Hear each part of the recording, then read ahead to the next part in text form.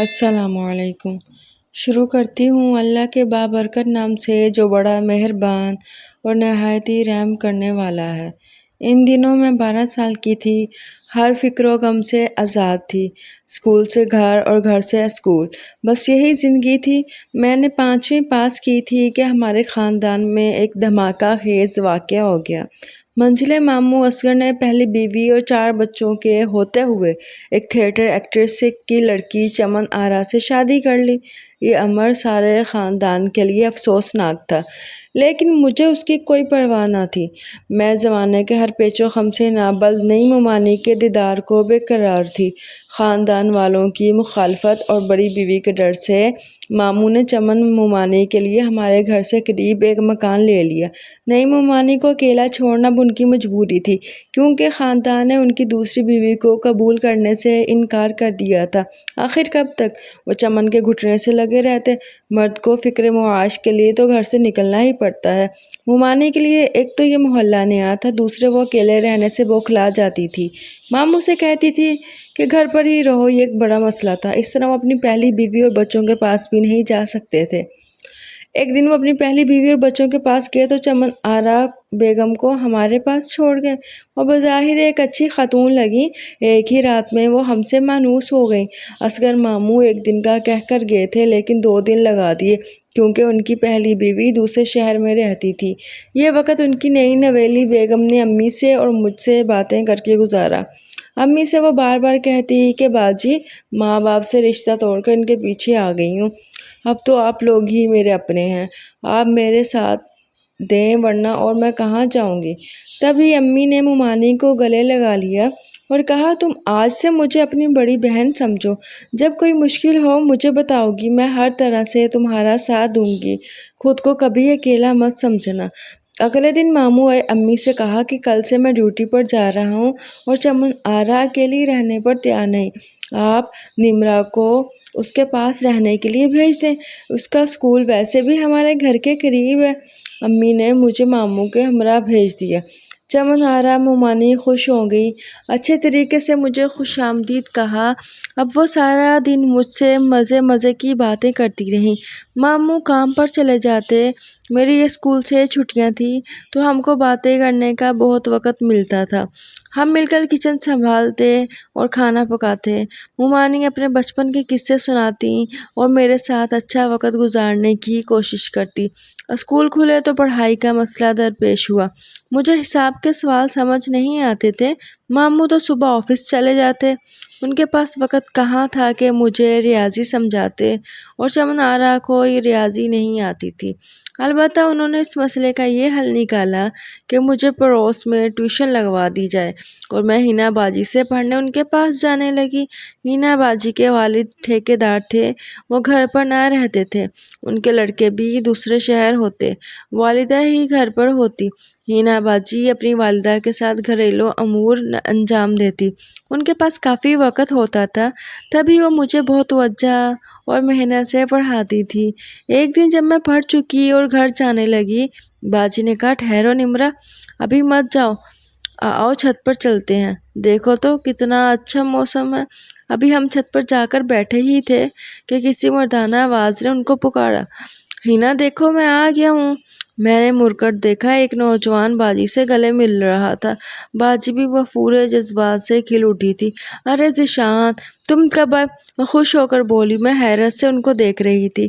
انہوں نے مجھ سے کہا، نمرا، یہ میرے بھائی ہیں، حیدرآباد میں ملازمت کرتے ہیں۔ میں نے ذیشان کی طرف دیکھا تو پلک جھپکنا بھول گئی، وہ بھی مجھے ششو پنچ میں دیکھ رہا تھا، اس کی آنکھیں بے حد خوبصورت تھیں۔ تم جاؤ نمرا، بڑے دنوں بعد میرا بھائی آیا ہے، تم کل اور پرسوں مت آنا، 2 دن تمہاری چھٹی ہے۔ میں وہاں آئی، مگر 2 آنکھیں میرے ساتھ ساتھ جیسے میرے تعاقب میں دروازے سے گلی تک آ گئی۔ یہ آنکھیں میرے دل میں خب گئی تھیں۔ گھر آ کر اب یہ 2 آنکھیں مجھے در و دیوار سے جھانکتی ہوئی محسوس ہوئیں، لیکن مجھے معلوم ہی نہ تھا کہ ایسا کیوں ہو رہا ہے۔ میں نے ممانک کو بھی بتایا کہ ہینا باجی کا بھائی آیا ہوا ہے اور اس کی آنکھیں بہت خوبصورت ہیں۔ یہ آنکھیں مجھ کو گھر میں ادھر ادھر بکھری نظر آتی ہیں۔ میری بات سن کر مومانی ایک خاص ادا سے مسکرا دی۔ تیسرے دن جب میں پڑھنے باجی کے گھر پہنچی، وہ ان کے پاس بیٹھا ہوا تھا۔ میں نے سلام کیا، وہ بغیر جواب دیے مسکرا کر اٹھ گیا۔ سلام کا جواب باجی نے دیا۔ تھوڑی دیر بعد جب میں نے کھڑکی کی طرف نظر ڈالی، مجھے گمان ہوا کہ دو خوبصورت آنکھیں مجھ کو کھڑکی کی اوٹ سے دیکھ رہی ہیں۔ طبیعت کی خرابی کا بہانہ کر کے میں وہاں سے لوٹ آئی۔ گھر آئی تو کوئی عجیب سی پریشانی بھی میرے تعاقب میں آئی۔ ایک مومانی ہی میری رازداں تھی۔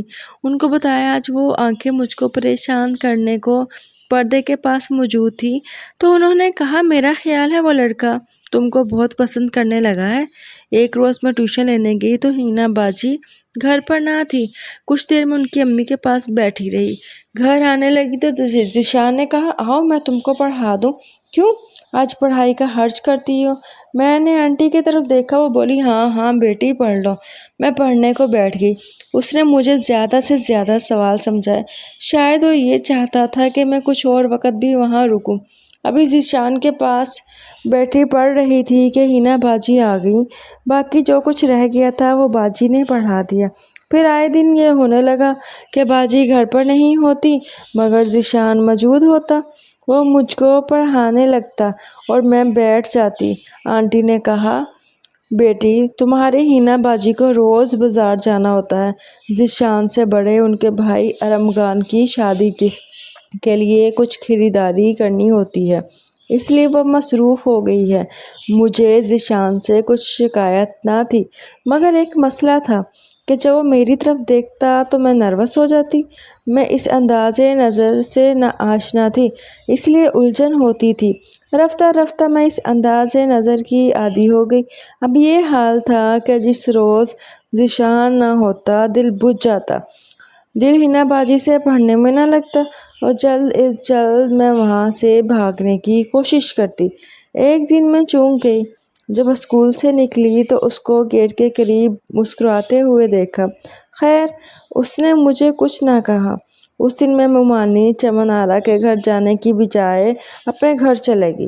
ان کا گھر راستے میں پڑتا تھا۔ وہ تیز تیز چلتا مجھ سے پہلے گھر پہنچ گیا اور جب میں ماموں کے گھر کے سامنے سے گزر کر امی کے پاس جا رہی تھی وہ اپنے دروازے پر کھڑا ملا۔ اس نے ہاتھ کے اشارے سے سلام کیا۔ میں پھر بھی نہ سمجھی کہ یہ سب کیوں اور کیا ہے۔ اب تو اکثر جب امی ابو کے گھر جاتی وہ اپنے گھر کے آس پاس ملتا اور ہاتھ کے اشارے سے سلام کرتا۔ روزانہ اس کی نگاہیں نہ جانے کیا کیا پیغام دیتی لیکن میری سمجھ میں کچھ نہ آتا۔ پچھلے کئی دنوں کی طرح آج بھی ہینا باجی گھر پر نہ تھی۔ اس دن چھٹی تھی۔ دن کے تقریباً 9 بجے تھے۔ میں ان کی امی کے پاس بیٹھ گئی۔ تھوڑی دیر بعد انہوں نے ذیشان کو آواز دی بچی بلا وجہ بیٹھی ہے، اس کا وقت ضائع ہو رہا ہے۔ ذیشان بیٹے تم ہی اس کو پڑھا دو، ہینا تو جانے کب تک آئے گی۔ ذیشان نے کہا جی اور میرے سامنے آ کر بیٹھ گیا۔ ذرا دیر بعد ان کے دائیں طرف کی پڑوسن نے آنٹی کو اپنی لڑکی بھیج کر بلا لیا۔ کہا کہ سنار آیا ہوا ہے، آ کر ڈیزائن دیکھ لیں۔ وہ فوراً چادر لپیٹ کر چلی گئی۔ ان کو یہ بھی دھیان نہ رہا کہ میں اور ذیشان گھر میں اکیلے ہیں۔ بس اتنا کہا کہ 5 منٹ میں آتی ہوں۔ نمرا بیٹی ہانڈی چولہے پر چڑھی ہے، ذرا دیکھ لینا۔ اس روز پڑھاتے پڑھاتے ذیشان نے کہا نمرا تم اتنا کم کیوں بولتی ہو؟ میں نے جواب دیا مجھے زیادہ باتیں کرنا نہیں آتی۔ وہ بولا تم جانتی ہو میری چھٹی ختم ہو رہی ہے اور مجھے واپس ملازمت پر جانا ہے۔ نہیں، میرا جواب ایک لفظ میں تھا۔ اچھا تو سن لو، تم نے کسی کی روح پر قبضہ کر لیا ہے اور اس کے دل کی دھڑکن بن گئی ہو۔ میں ہونکوں کی طرح اس کی طرف دیکھنے لگی۔ کہنے لگا ایسے کیا دیکھ رہی ہو؟ کیا میری آنکھیں بھینگی ہیں؟ نہیں تو۔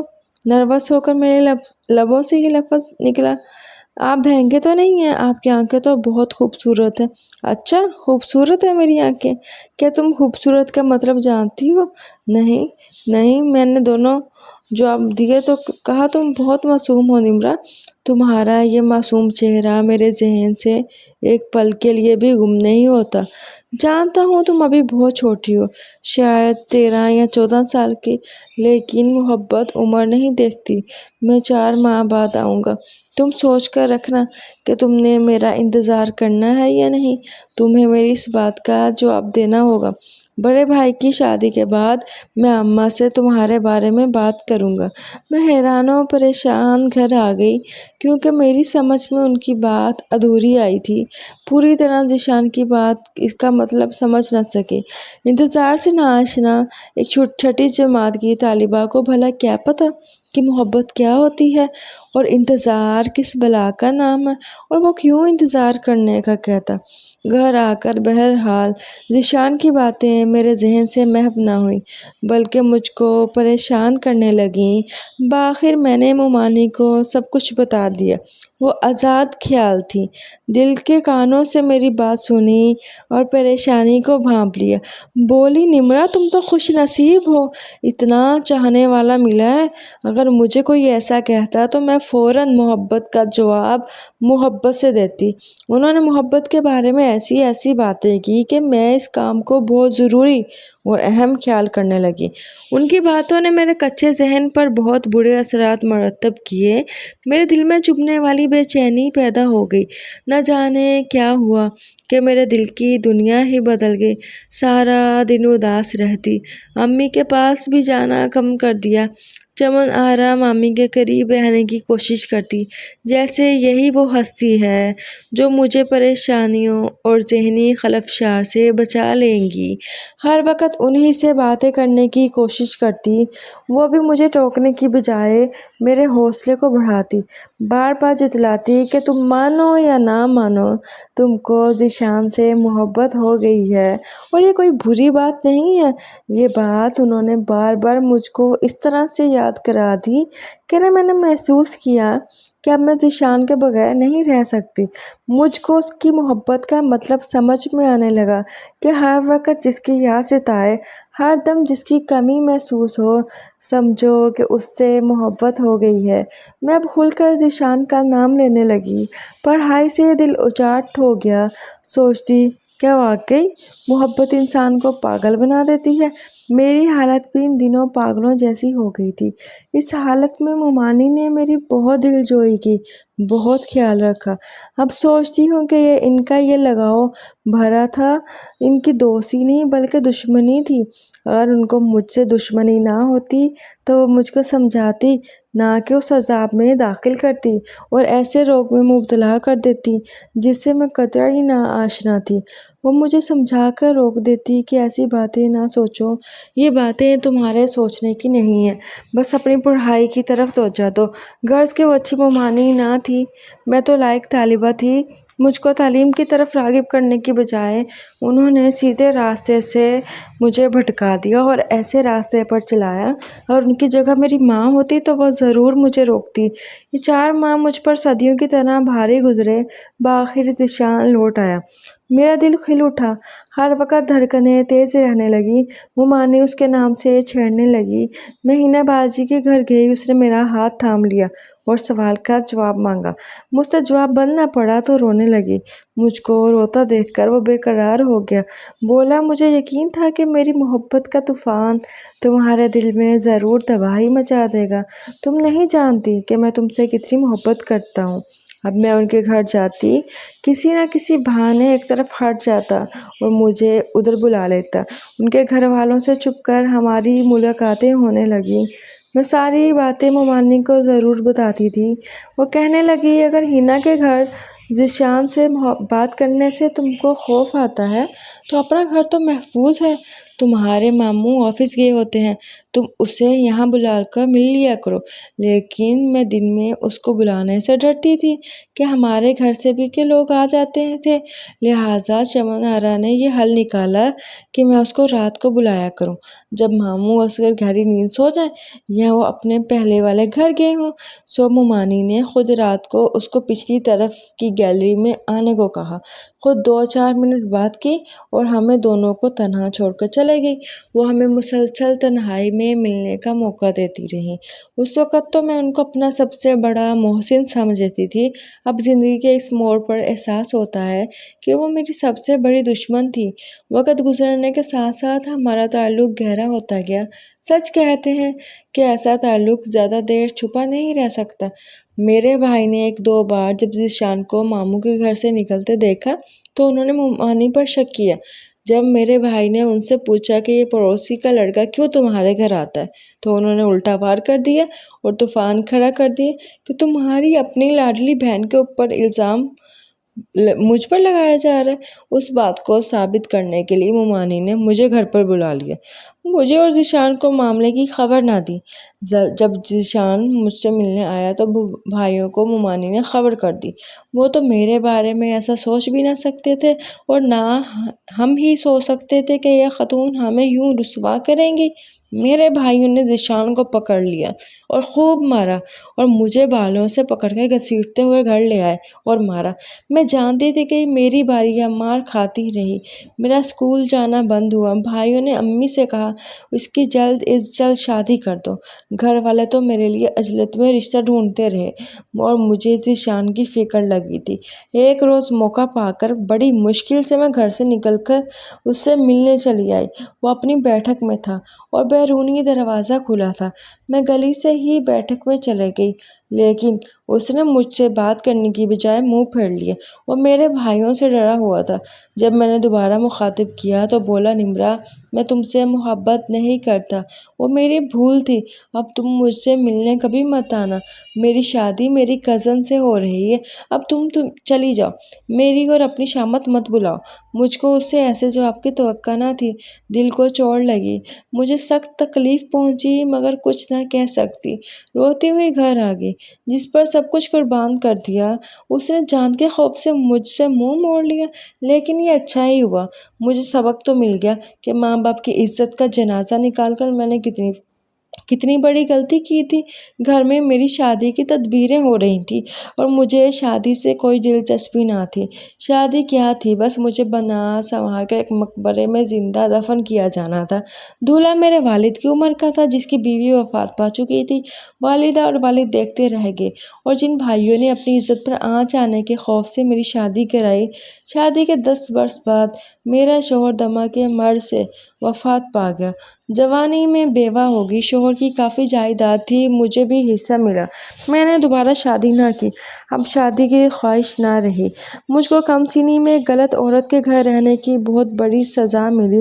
آج بھی سوچتی ہوں کہ میری اس بربادی میں کس کا قصور تھا، میری والدہ کا جنہوں نے مجھے غیر عورت کے سپرد کیا، یا اس عورت کا جس نے مجھے اپنی ڈگر پر چلایا اور حفاظت کرنے کی بجائے مجھ کو تہی دامن کر دیا اور رسوا بھی کیا۔ اللہ حافظ۔ چینل کو لائک اور سبسکرائب کر دیں۔ شکریہ۔